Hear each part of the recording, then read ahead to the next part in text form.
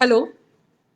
So today I am going to teach you all this topic. That is the topic is plastids. Okay.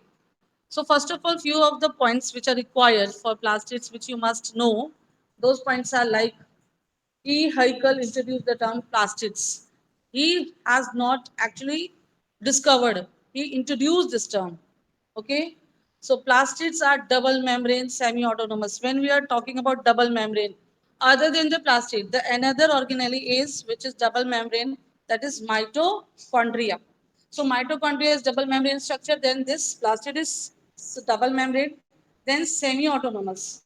So semi-autonomous means that means they are under the control of nucleus, but they are able to perform their own function like protein synthesis. They can do, but why? Because they are having DNA and they are having ribosomes. So next, plastids are the largest organelle in plant cells. Okay, then next, they bear some specific pigments that impart specific colors to the plants. When we are talking about specific pigments, that means pigments like chlorophyll, xanthophyll, carotene.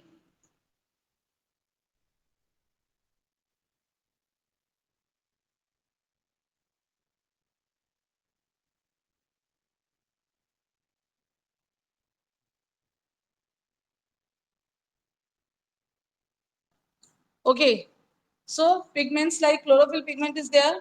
Then other than chlorophyll pigment, chromoplast. When we are talking about chromoplast, other than chlorophyll pigment, the xanthophyll is there, carotene is there, which are responsible for the imparting of the colors other than green colors. So plastic collectively we are calling it as it gives the pigments to the plants. Okay. Then there are three types of plastids based on the type of pigments. If plastid having green pigment, we call them as chloroplast.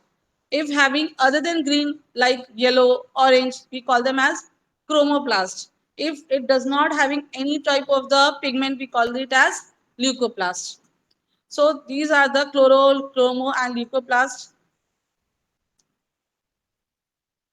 difference point.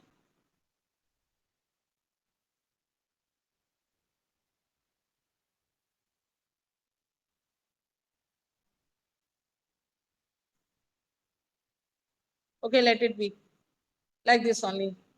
So nature of plastic characteristics, chloroplast, chromoplast, leucoplast. What are the main difference between?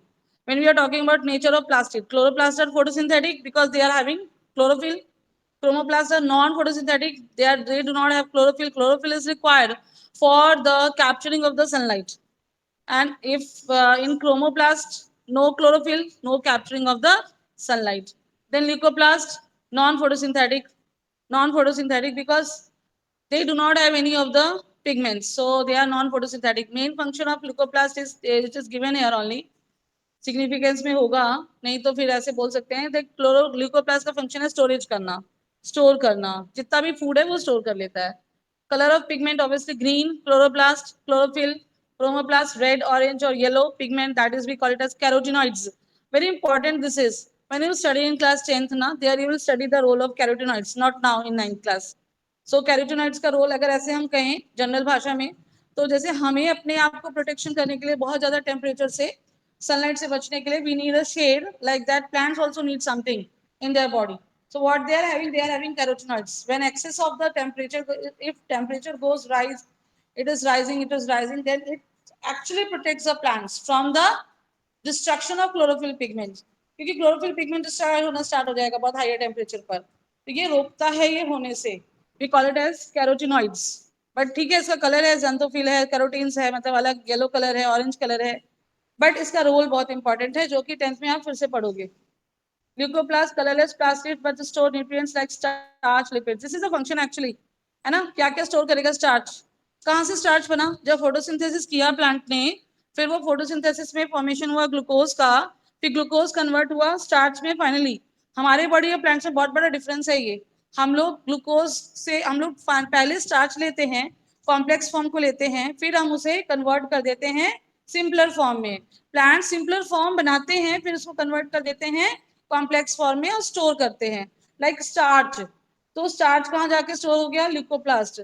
हमारे body में अगर हम convert करते हैं जैसे glucose, अगर हमने heart जो भी कॉम्प्लेक्स कार्बोहाइड्रेट खाया, फिर उसको हमने कन्वर्ट किया ग्लूकोज में, और एक्सेस जो भी जितनी चीजें हैं वो हमारे बॉडी में लीवर में जाके ग्लाइकोजन के फॉर्म में स्टोर होती है। प्लांट्स में स्टार्च के फॉर्म में होती है, हमारे बॉडी में ग्लाइकोजन की फॉर्म में होती है। बहुत इंपॉर्टेंट क्वेश्चन है ये, अभी पता नहीं 9th में आप लोग से पूछ दे या मे बी 10th में तो पक्का पूछते हैं। Occurrence mainly leaves, obviously chloroplast leaves, chromoplast fruits, जहां पे भी जितना भी अदर कलर है वहां पर। ल्यूकोप्लास्ट स्टोरेज ऑर्गेन्स कहाँ कहाँ है, रूट्स में, सीड्स में, यंग लीव्स में, ठीक है। Then significance, active site of photosynthesis किसका, क्लोरोप्लास्ट का। क्रोमो का, attract insect for pollination, pollination मतलब क्या, that means the transfer of pollen grain from anther to stigma, from male part to female part, anther to stigma. You have studied ना, 9th class के बच्चे 7th में pollination की definition को पढ़ लेते हैं, तो they must be knowing about this. फिर भी मैंने एक बार बोल दिया। Then involves in synthesis and storage of carbohydrate, oil and protein. So this is the main significance of all these chloro, chromo and leuco. Then let us go to the next page. See, what are the points? These are the points very much important for 9th class. Basically, I have just prepared this PDF for 9th class only, PPT or whatever you call it as. Chloroplasts are green plastic containing the pigment chlorophyll. These pigments are responsible for trapping light energy. Role of chlorophyll is trapping light energy to start photosynthesis. बिना इसके नहीं हो सकता, क्योंकि light ही hydrolysis करता है, water को तोड़ता है, तो 4 प्रोटॉन 4 इलेक्ट्रॉन रिलीज होता है, और 4 प्रोटॉन 4 इलेक्ट्रॉन जा करके आपका एसिमिलेटरी पावर बनाता है, तो जो कि इंपॉर्टेंट है फोटोसिंथेसिस में। तो काम क्या है क्लोरोफिल का, क्लोरोफिल ट्रैप करता है लाइट को। लाइट का क्या काम है, लाइट वाटर को तोड़ता है, तोड़ना, डिस्ट्रक्शन, इसको हम कहते हैं हाइड्रोलाइसिस। और with the help of light it is taking place, we call it as photolysis. एक ही बात है। उसको तोड़ के क्या बनाता है, H2O को, ऑक्सीजन O2 लिबरेट आउट। हमें पता है फोटोसिंथेसिस का जो एक्सक्रीशन है वो क्या है, ऑक्सीजन है। O2 liberate out, liberates out, तो बचा क्या, 4 proton 4 electron, proton is equal two electron, इतना तो होगा। तो वो फिर इन करेगा इलेक्ट्रॉन ट्रांसपोर्ट चेन सिस्टम में। सो वहां तक मत जाइए अभी, आप लोग यहीं पे रहिए, बस इतना ही काफी है। Majority of chloroplast is found in the mesophyll, mesophyll cells of the mesophyll. आप जब टिश्यू चैप्टर पढ़ते हैं, there you will come to know, just पहले तो लीफ का पूरा स्ट्रक्चर बनाते हैं, उसमें एपिडर्मिस लेयर होती है, एपिडर्मिस के बाद आपको ये मिलेगा, मेसोफिल सेल्स मिलते हैं। मेसोफिल सेल्स में क्लोरोप्लास्ट मिलेगा आपको। स्ट्रक्चर पे आते हैं हम लोग। Each chloroplast covered by a double membrane structure, it contains a space filled with a colourless, उसके बीच की जो स्पेस होती है ना, कलरलेस प्रोटीनाशियस मैट्रिक्स कॉल्ड स्ट्रोमा। कहने का मतलब देखो, इसको एक बार हम लोग ले लेते हैं, इससे बोर्ड देख लेते हैं इसका कैसा हम लोग का बोर्ड है।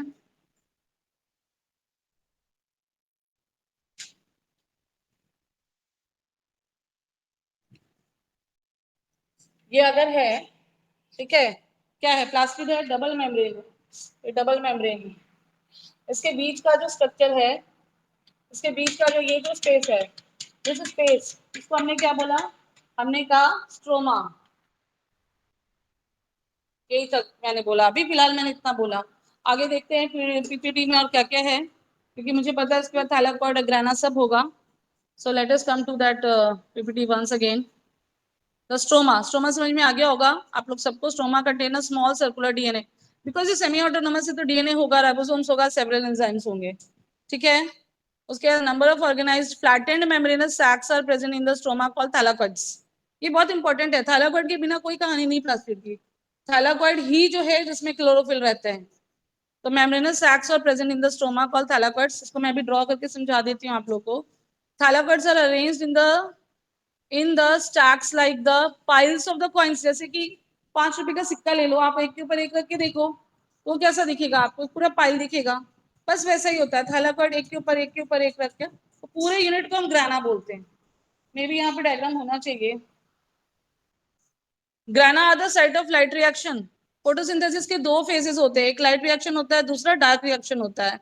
सो लाइट रिएक्शन कहाँ होता है भाई, तो लाइट रिएक्शन थैलाकॉइड्स में होता है, यानी कि ग्राना पार्ट में होता है। ये थैलाकॉइड थैलाकॉइड थैलाकॉइड मिलके पूरा ग्राना यूनिट। तो either you say it grana or you say it thylakoid. Depends on the depends on the options which is given to you. Okay, then stroma are the site of dark reaction. एक एक number का question है। Function, most vital function of chloroplast is photosynthesis. Obviously main तब से हम पढ़ रहे हैं। पूरा आपका आ गया, क्लोरोप्लास्ट क्या आ गया, तो ग्राना of chloroplast execute light reaction, stroma execute dark reaction.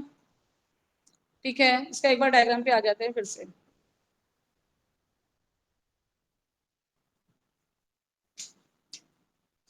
इसको एक बार फिर से देख लो, फिर से एक बार डिलीट करके बनाते हैं। ये देखो डबल मेम्ब्रेन स्ट्रक्चर्स है, जो कि है आपका प्रॉपर तरीके से नहीं बन रहा है। ये हो गया, फिर ये हो गया। अभी मैंने आप लोगों को बोला था, तो ये वाला जो पोर्शन है स्ट्रोमा पार्ट है। फिर इसके बाद हम लोग एक रेड कलर से ले लेते हैं, हाइलाइटर देखते हैं, रेड आ रहा है, रेड। हाँ जी, रेड कलर से हम बनाते हैं यहाँ पे एक थैलाकॉइड, 2 3 4 5, मान लो इधर, इधर एक बार बनाते हैं, 1 2 3 4 5 फॉर एग्जाम्पल, ऐसे स्टैक्स बना दिया हमने। फिर उसके बाद ये आपस में इंटरकनेक्टेड भी होते हैं, ऐसे करके बहुत सारे यूनिट्स होते हैं प्रेजेंट प्लास्टिक्स के अंदर। तो इसका जो पूरा होल यूनिट है पूरा, यानी कि एक और बार ब्लैक ले लेते हैं कलर, इससे देख लेते हैं। ये जो पूरा यूनिट है इसको हमने क्या बोला, ग्राना बोला।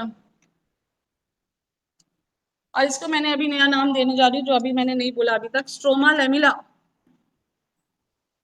Stroma, LAMELLAE, lamellae we call it as. ठीक है, और इसका एक यूनिट, एक ग्राना का एक यूनिट, यानी कि ये एक, ये वाला, इसको हम कहेंगे थैलापल्स।